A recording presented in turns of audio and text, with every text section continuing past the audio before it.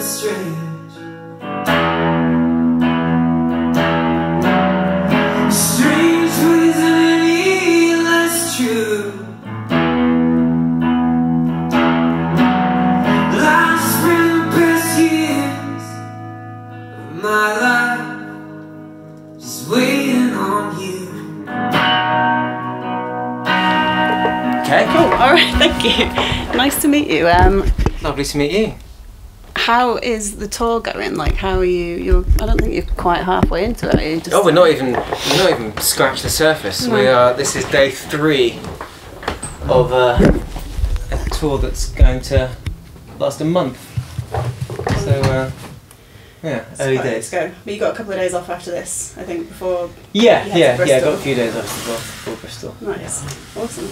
Are you alright, man? You It's can alright. hang out, but you have to listen to me yabbering. So how do you feel like about this time when you're sort of about to go on stage and perform? Fine. Usually there's only a couple of minutes before between finishing a sound check and like the doors opening and then yeah, there's usually not a lot of time for me in, Right. In these things. I run for the most part I run a very complicated show that takes a lot of sound checking. So we sound check right up until the last possible minute and then still feel like we've not done nearly enough work on it. and then you just go, well, it is what it is, we'll have to sort of make, Oh right, make okay, do so with there's where no we're at. end point, you've just got to decide. Yeah, sound checking is not there's never an end point to a sound check, I find. Like it's like you just abandon it at a point where you feel you can live with it. Yeah. Or just when you run out of time is more often the case. Yeah, fair enough. You got support act tonight, haven't you? Yeah. Is he already sound checked or is that He sound checks in about 8 seconds. Oh, He's right. incredible, yeah. Just him and a guitar?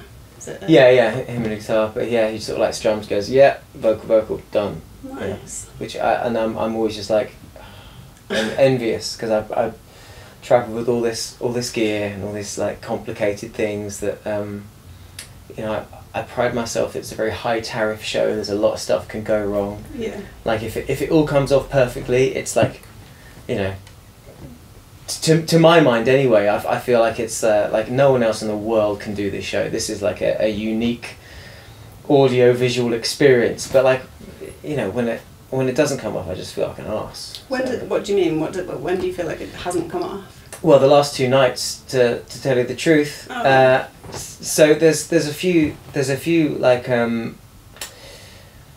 stage things that I've kind of, I guess, invented, like machines that I've had to like make to. I get it in my head that like, wow, there's a way you can do a whole like arrangement on my own without having to have a band. You just fill the stage with instruments, and there are ways you can layer it up and things. And then I keep coming up with, every couple of years I do a similar kind of tour where it's like, you know, I call it the one-man full band show. And I sort of refine it and improve it. And this year I've kind of I came up with a couple of other ideas for ways I can make the show better or fuller or just more I don't know, just a better way of presenting some very difficult songs all on my own, but it involves sort of building machines that otherwise didn't exist. And I'm not like I'm not an electrical engineer kind of guy. I'm an enthusiast, and so when I build these machines, like they are prone to weird shit. Right. And so the last couple of days there've been some bugs in them. Right. Okay. But because it's a very complicated show, you only find out it goes wrong when you get to the chorus of a song. You put your foot on a button and just like it makes a horrible noise. Oh no. So what do you do then when that happens? you just try and get through it. It's really it's strange. I mean, I've been doing this a long time, so you get really used to things going wrong on stage, and I've had some, you know, I've had some, you know, complete disasters where everything's just broken, and you kind of, you get through it fine. Like technical difficulties are something you just have to be, you know, when you work at the level that I do, that you have to be prepared for, or like just things breaking, stuff failing, sound being terrible. You just have to sort of soldier on. Have you got a team with you, or is it just? I have a team of one. I have my faithful sound man Beige, who's been doing my sound for like 18 years or something. Oh right, so he knows what you need and. Yeah, so it's kind of a team effort getting this show to happen, because it's really complicated, and like sounds come out of places you don't expect them to. So if you're doing that with a house sound engineer, it will take hours to explain how the show's meant to work, whereas for sure. he gets it. I remember thinking that when we watched you. So the first time I saw you live was at the Deaf Institute, which was I think 3 years ago in Manchester. Oh right. Which was incredible, kind of a similar venue to this actually, sort of the setup. Yeah. Maybe a little bit bigger there, but yeah, your setup was amazing, and obviously I'd only really seen, like, the first thing I heard from you was the Go to Hell video, which is probably everyone's story, the infamous loop pedal kind of around the house thing, and I was wondering if it was just going to be kind of bits and bobs on the stage and things like that, but, which it kind of was actually, but yeah, it's amazing watching you do your thing. Like. Yeah, well, I mean, I'm glad you think so. I try and do a different show every time I do a tour, so I'll do a loop machine gig, and then I'll just get tired of that, and sort of hate it and not want to do it again. And so the next time I go out, I'll maybe go out with a band, and then the next time I go out, I'll go out. Like the last tour I did, it was just me, a piano, acoustic guitar, and a huge armchair. Oh, okay. And so I was going to ask, do you still just play just solo? Yeah, I do a bit. Well, actually, that was the first time I've ever done it. Was the last tour, because I was like, I've been doing this for like 20 years, and I've never really done a show that was just like playing songs with the guitar. It's always been elaborate, and it's always been complicated, and it still was this time. But I just took loads of furniture with me, because because you had space in the van. Exactly. When you got a van, you got to fill the van. So yeah, I had this ridiculous armchair that didn't even fit in some of the venues we played. This huge leather Chesterfield bastard. That's awesome. When was that then? Last year or earlier this year? That was earlier this year. Right. Yeah. How does it feel when you just play, just you and a single instrument? Do you feel like something's missing, or do you get into it in a different way? I got into it in a different way because it was a very sort of conversational show. It was about 50% singing and 50% chat. There was a lot of nice.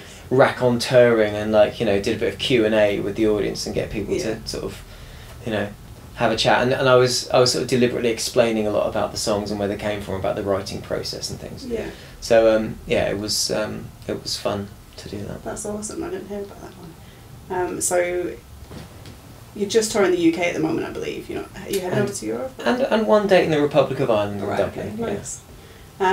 So I guess you've been playing for, I think, was Go to Hell about 12 years ago. It's been a while, I think.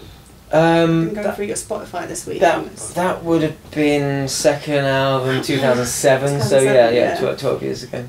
So is this tour now what we're about to see just for the Animal Spirit album? Well, I kind of feel like tours aren't really for anything anymore. Like for me, doing a tour is not.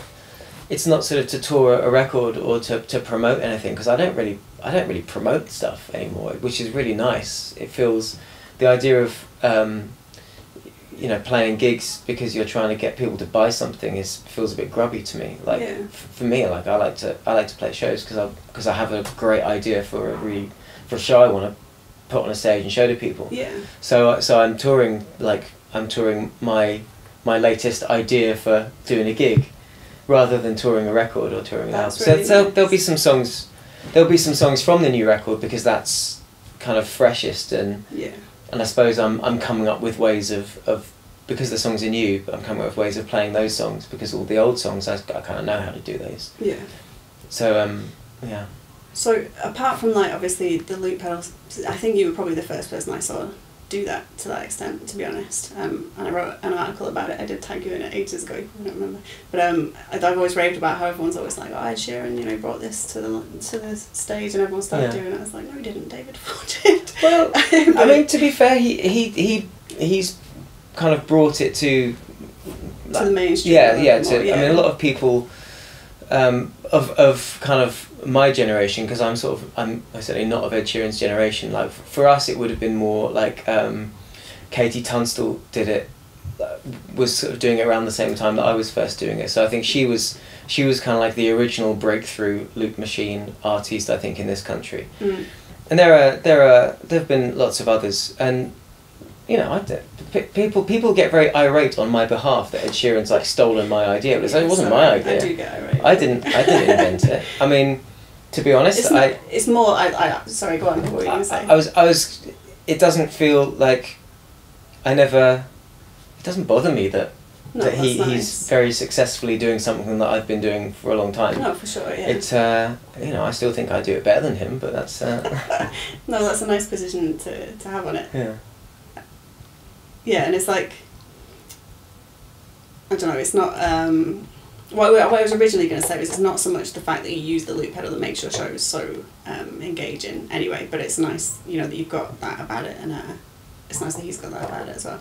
What I was originally going to say was there's something about the way that you perform is like, you kind of really fully lose yourself in the songs, which is rare because I go to quite a lot of gigs, and it's, I don't know if it's the height of passion or it's the fact that it seems like you aren't aware of the audience, or you're just completely lost in the moment, which I think is a difficult thing to do, which is something I've not been able to do in front of a live audience. I was wondering if that's something that came naturally to you, or something that you've kind of worked out over time, or... Yeah, I don't know. I mean, one thing that I do, and I can't not do it, is I always play with my eyes shut, unless there are things that I need to see, like I'm sort of having to watch what my feet or hands are doing. Yeah. So I always have my eyes shut, and then you, I don't know, for me it's very easy to get sort of lost into it, and to yeah, and you listen, and you know, you hear, and you feel the sound of the music in the room, and it is a really you know, I don't want to get all hippie about it, but it is kind of a real moment where you sort of commune with the music and with the room and your environment and with the people in it, and you can really feel, you can feel when you have the undivided attention of an audience, and it feels precious, and it feels like something you mustn't waste, and it feels like something you absolutely have to you know, you have to take responsibility for, and you have to be grateful for, and then you have to really kind of put something into that space that's you know, that's worthy of it. And so when shows are good, and when I feel like, when you feel like you have the audience and you have their attention, I think that's when it becomes, you know, really, really magical. And it doesn't always happen. It usually happens. There'll usually be at least a point in every show where I feel like it's come together. Yeah. And then the best shows are when, like, from the first song, it's like in the pocket, in the zone, and then it doesn't let up until the end. And those are rare, few and far between. But when they do, they're just they're just the most incredible experiences you can have for me as a performer. You mean that you just feel that everyone's on the same level, and it's kind of... Yeah, and then the show just plays itself, and which almost sounds like you're not trying, but it's incredible. You almost just do it without thinking about it. Your hands do what your hands are supposed to do. Your feet do what your feet are supposed to do. Your mouth does the words, and then you just sort of experience it. It's amazing. Yeah. So that's what I'm hoping for tonight. But you never know. Have you had one of those on the tour so far? Well, only 2 days in, and I've been really battling with some technical stuff. So not really. But there was some moments last night in Portsmouth when everything was working, and like you just sort of relax into it, and it's lovely. But yeah, I do like to very much. I want it to be you know, intense and meaningful and purposeful for the audience. I want everyone to feel like it's important, and it means something to them. Matters, yeah. That's why people go to your shows, though. I think it's some kind of strange escapism that, I guess, because you must have. Have you got a lot of long-time fans now, or are you still collecting new ones along the way? Well, I think I'm just trying to not deplete the herd too much. Right. I mean, I'm not really that into. I don't really sort of analyse like my audience, and I just hope that when I put a show on, that people show up to it. Yeah. You know, for the most part, they do. It's like I say, I think the herd is thinning somewhat, but I think largely that's because of my utter unwillingness to engage in promotion. But I think it is mostly the same people coming to my shows for the last sort of 15 years or something. Right. So how do you promote your stuff then? Just to the audience that you've got? Like, I don't really promote things. The thing is, I got into music in a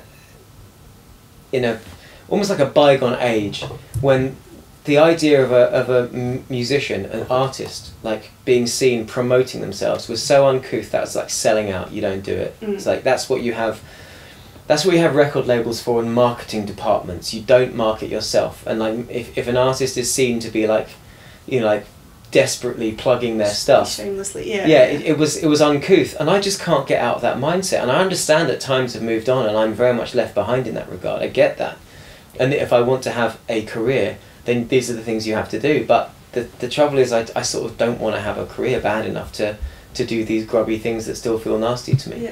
So consequently, I'm resigned to a certain extent, but I'm sort of content to sort of allow my career to slowly wither and die.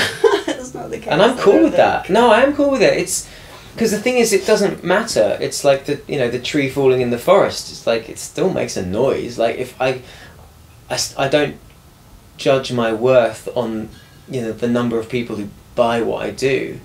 It's still, a song's a great song if nobody buys it. Yeah. What was your general process then? You'll find some nice venues. Like, how did you end up finding this one? I recently started working with a new agent. I didn't have an agent for a long time, and would just book my own shows.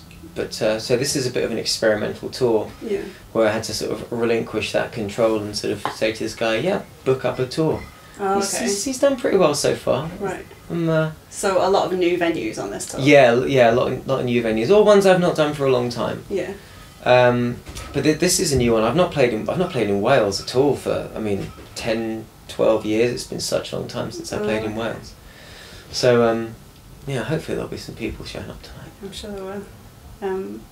Yeah, it's nice. This is a random one. I thought you was going to be in the centre of Cardiff. I'd not even heard of the Acapela studio before. We looked up on the map yesterday. Oh, it's not. It's in a village outside. It's very well regarded. Yeah. You saw these on their posters and things. Like, it's voted best venue in Cardiff, in the top 10 venues in Europe.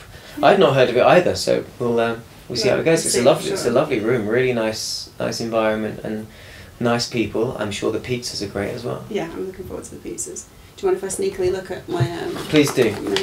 many notes? So I was gonna ask if we could take it way back, and do you remember the first ever show that you played, like before everything kind of? Well, it depends what you mean by show. Like I guess. I always think of the first thing that I did was when I was at sixth form college. So I would have been like 17, I suppose. My first band that I ever had, we used to put on these like variety evenings, and like there'd be like some of the guys at my college would do stand up, and there were a few singers, and I think it was mostly just like people telling jokes and other people singing songs, and we just put these things on, and like my band played a couple of songs at one of these things, and that was when somebody asked me what was the first gig you ever played, that's what comes to mind. I think I only played 2 songs. So it wasn't like just all the pressure on you kind of thing. It was like a group. Yeah. Did you enjoy it? Do you remember it being fun, or was it stressful? Or? I remember it. I must have loved it. I don't remember it too well, but like it was addictive. That was absolutely, what I wanted to do with my life at that point. Like from pretty much like the day I bought my first guitar, I was like, this is what I want to do, like forever.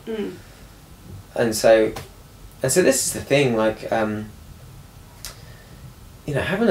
a career is so boring. The idea of having a career in music, it doesn't interest me at all. It's like just getting to do it, just playing music is just like playing about with guitars. It's just so cool. I love it so much, and I still feel like a giddy child when I just play around with toys. This is what I do. Like, I just play around with toys, and like people take it so damn seriously about like your career, and people ask me about like increasingly like other musicians, particularly younger ones. They want to know about like how do you aim your Facebook ads, and like what's your online social media strategy. And it's like, for fuck's sake, write some songs, enjoy it, play, like just do that and things. Like having That's a career it, is. yeah. I understand it's very easy for me because I have a career and I shouldn't be so flippant as that. And I'm very grateful to the fact that I started out when there was a music business that would just throw money at you and help to promote you. Yeah. And so whatever audience I have, I know is built on the back of that. But I suppose it just sort of saddens me that that in order to be a musician now, you can't be as I don't think anyway. I don't think you can be as sort of carefree and juvenile spirited as I was when I started out, and remain into my 40s as a kid in a candy shop. Maybe that's perhaps that's really good advice then. Maybe that's part of the problem, is people aren't just playing whether, with the kind of, it doesn't matter if I fail or if no one comes to the show. I just love playing. If your songs are great, you haven't failed. Like if you write good songs, how can that be failure? That's what you're trying to do.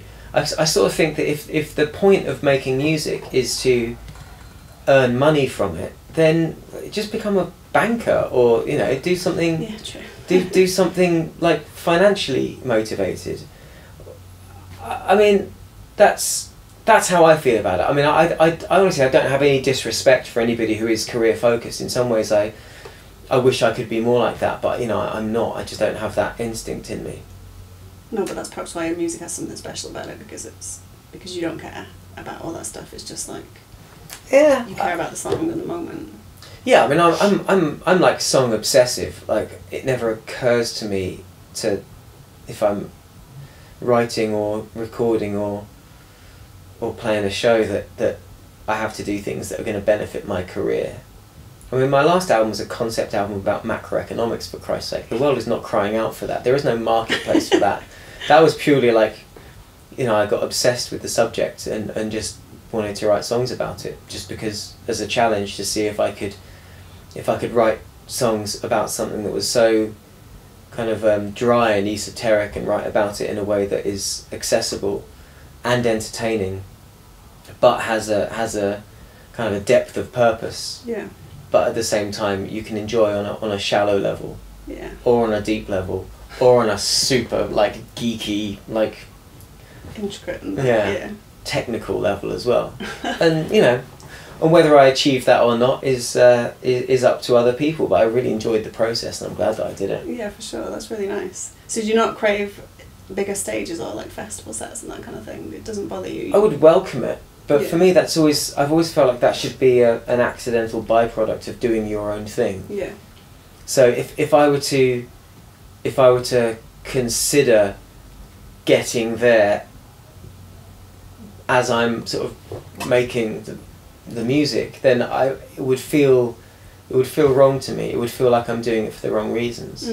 Because if you're thinking about where it's going to take you career-wise, for me, I feel like.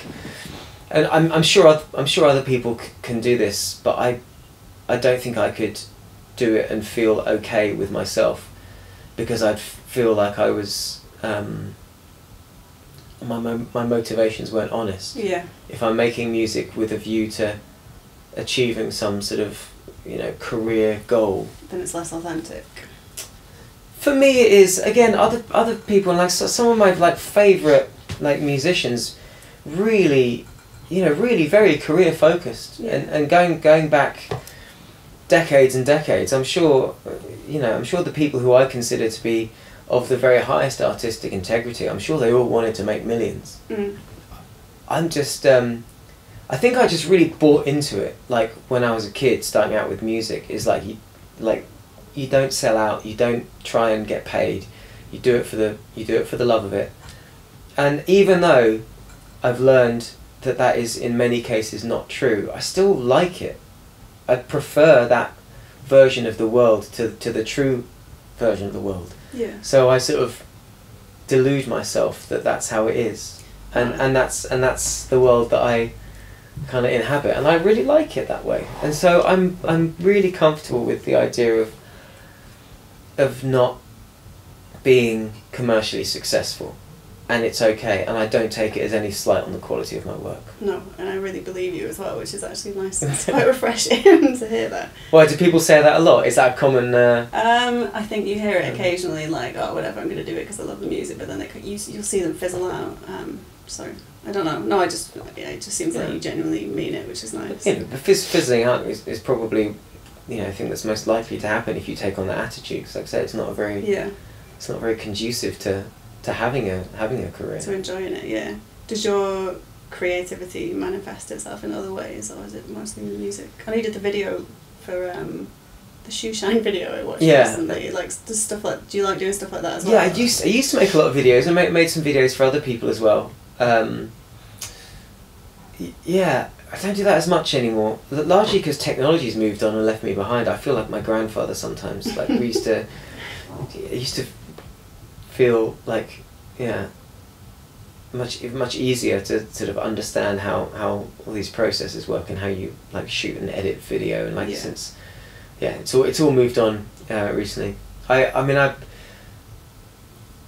one of the areas of creativity that I love is like I was saying before, like building machines. Like, you come up with an idea of like, how can I enhance the stage performance. It's like, I need this machine that doesn't exist, so I'm gonna like build it. Yeah.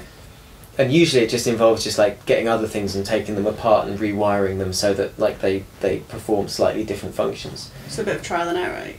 Yeah, like a real like hodgepodge of things. So there's this thing on stage that I've got today, which is like 4 different bits of machinery that like hacked together so that none of them performed the jobs they were supposed to, but eventually what comes out at the end of it is this machine that plays it's a foot switch that essentially is self-accompaniment. So you tap this switch and it plays along with what you're playing on the guitar. Right, okay. So like a harmony, or just exactly the same as... No, so what it does is it fills in. So if I'm playing guitar, it plays bass and keyboards. Oh, okay. In which you have pre-recorded. Well, yeah, so you pre-record like the notes onto the thing, and then you trigger them with a foot switch. So rather than having to play it like on a keyboard, you get one button and so when the point comes in that you want it to come in, you hit the button, it plays the sample, it automatically loads the next sample. Next time you hit the button, it plays the next one. Nice. And so it's for me, I'm still not sure whether it's too close to playing with a backing track, because I hate the idea of backing tracks. I'm okay with this though, because you're not tied to the tempo of anything, so you can still play it very live with tempo. You have to play it or it doesn't make any noise. I'm not sure whether I think it's cheating or not, so I'm going to do it for this tour, and then I might never use it again. So what, if you decide to change the tempo of your song, it will adjust itself to that? Like, yeah, because it only plays when you tap it. So right. so essentially so you're literally going to tap the riff. Yeah, you tap the rhythm out. Oh right. And you made that yourself. Yeah, and it plays along with you. And That's this awesome. It is awesome, but this is the piece of shit that's been going wrong every night. Right. And, okay. Yeah. And just randomly playing the wrong thing. Yeah. So you get to this point in the song where you want to bring in the bass, and it's supposed to be this really nice moment to lift the song, and then of course if it plays the wrong note, you're screwed. Yeah. And then every subsequent note is also going to be wrong. So you just play one note, it's wrong, and then you stop playing it. It's like people are like, what the fuck was that? You just gave up. You have to. There's nothing you can do. Yeah. Yeah, I tried on the first night when it did a similar thing to kind of get it back again. But in order to do that, you just have to play wrong note, wrong note, wrong note, wrong note, wrong note. Try and find the right one, stop, and then catch up with yourself. Oh my god. It's a nightmare. But this is one of the things I like. Like I say, it's a very high tariff show. The chances of it going wrong, there are so many things that can go wrong. Yeah. And the chances of it going right are virtually zero. Yeah. But that's one of the things I like, because for me, playing music is like, once you've done it a few times and it's not scary anymore, I don't know, it almost gets a bit boring. Mm. You know, you play shows and shows and shows and shows, and I love singing and playing, but I need it to be challenging. I need it to be dangerous, and I want to be terrified. So you like the risk that it might go wrong, but that it might also go right, which would be awesome. If it goes, this is the thing, like so I just think of it as like, you know, in the Olympic high board diving or gymnastics. Yeah. Like, you want to do a double somersault with a triple twist. That is difficult, and there's a good chance you're going to land on your face. And maybe you're going to land on your face a lot, but the time you stick that landing, it's the greatest thing in the world, and you become a legend. And I'm not saying that I'm going to become a legend, but for me personally, like, just, so last night in Portsmouth, like, a couple of the songs, just like, it worked, and it was everything I wanted it to be, and it was fantastic. It felt really, magical in all the ways that I kind of hoped it would. That you'd imagined. Amazing, yeah. So it was worth being brave and sticking it through. Yeah. Sticking to it. Awesome. I look forward to seeing it. I'll try not to focus too much on what you're doing with your tech though. I like it. Yeah. Well, that's the thing. Like, hopefully by the idea is that by the end of the tour, we're still pretty early in it. By the end of the tour, it just all becomes second nature, and it just becomes like a tap dance routine that you do without thinking about it, and like the music happens, and you then get to refocus on the songs and the moment and the communication with the audience, which is really important. So I'm still sort of learning how to do all these things at the same time at the moment, but we'll get there. That's cool. I was going to ask if there's still stuff that you're learning even after touring all these years. Oh, totally. Still things that you like. Yeah. I mean, I'm still learning. Like, I mean, I'm not a trained musician, so there's loads of, I don't know any musical theory at all. Like, I don't know any scales, and so even on instruments that I've been playing for a long time, like guitar or piano, like I will still discover things that I never knew how to do because I don't know what they're called, because I don't have the technique or the training to know what it is. And someone might just say, that's a diminished chord. And I was like, well, I've never seen it before. I love it. That's and really nice. So you can just create completely freely, like you've not got the rules of like. I find this when I sit at an instrument that I'm not very good at. Like if I sit at the piano, I can make stuff up that's way more interesting. Whereas if I sit at the guitar, because I do know the chords and stuff, it's a bit less. Well, I find the same on. Piano's not a very natural instrument for me to play, and so I don't really know what all the things I'm doing with my hands. So I'll like discover things that I think I've invented, and it'll just be like it's called a minor seventh chord, or it's really fairly obvious simple things, but I'll be like, wow, that's an amazing sound. That's really nice. It is this still this enjoyable discovery of That's awesome. How come you never learned music theory then? You just kind of. I never played music as a kid. Like I didn't start playing anything until I was 16 when I started playing the guitar. And then you just started jamming and working it out for yourself. Yeah, but it was always about songs. Like I just loved songs so much. Yeah. So for me, playing musical instruments is like a vehicle for songwriting and for just playing songs. Yeah. And I think it was always that, just like from a young age when I listened to music, it would just make me feel things, and I was just aware that there was something in the combination of the words and the melody. When you arrange these words with this tune, it does something magical between the two of them. And so it's kind of been like a life's study to try and like learn that language and work out how it is that you can couple. You can turn a phrase in a certain way and couple it with a line of melody, with a musical bed that's gonna rip someone's heart out. Yeah, that's it. And that's the thing that motivates me. Like still, I think your camera's just gone off. I know, it's all right. This is still. I think you only get half an hour on that thing. That's really interesting because what I really like about the way that you write, and most of the people that I listen to, is that you manage to kind of balance this vague, poetic, language with stuff that seems really personal and like emotional. Do you know what I mean? Yeah. So there'll be like a verse, and you'll set kind of a scene, and there'll be some imagery and stuff, and then it'll get to the hook, and then it'll suddenly seem very intimate, and that's when I think people connect with it, because you're kind of saying something that they understand or that they felt, but you're saying it in a new weird way that's kind of just makes it appeal. And then obviously the way that you perform it adds so much to it. I mean I think that is what you've just said there is, for me, like central to songwriting. You have to, for me anyway, the way I like to do it is it has to mean something.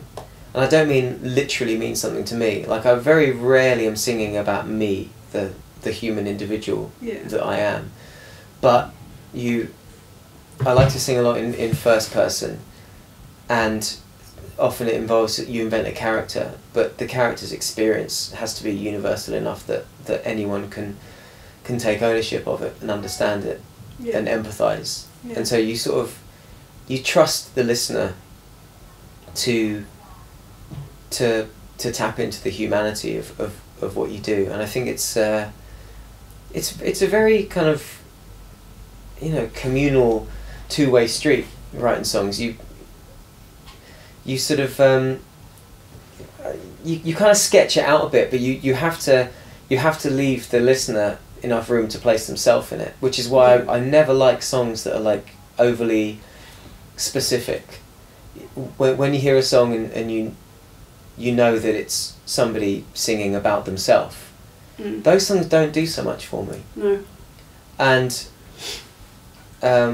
I don't know why. I mean, a lot of people really respond well to that because there is a literal honesty to it. But to me, I always find myself going, I don't want to hear about you. I want you to tell me something about myself. Yeah, true. I want to be involved in the song. So for me, the even if I'm singing a song that sounds like it's deeply, deeply personal, what I'm trying to do is I'm trying to make it personal to you, or at least establish a scenario that you can empathise with. And that's when it becomes one of those songs that you kind of listen to. Yeah, and then you adopt it and you take ownership of it, and you it's about you take it into yourself. Yeah, it's interesting that you write that way. That's really nice. Who do you listen to when you're like?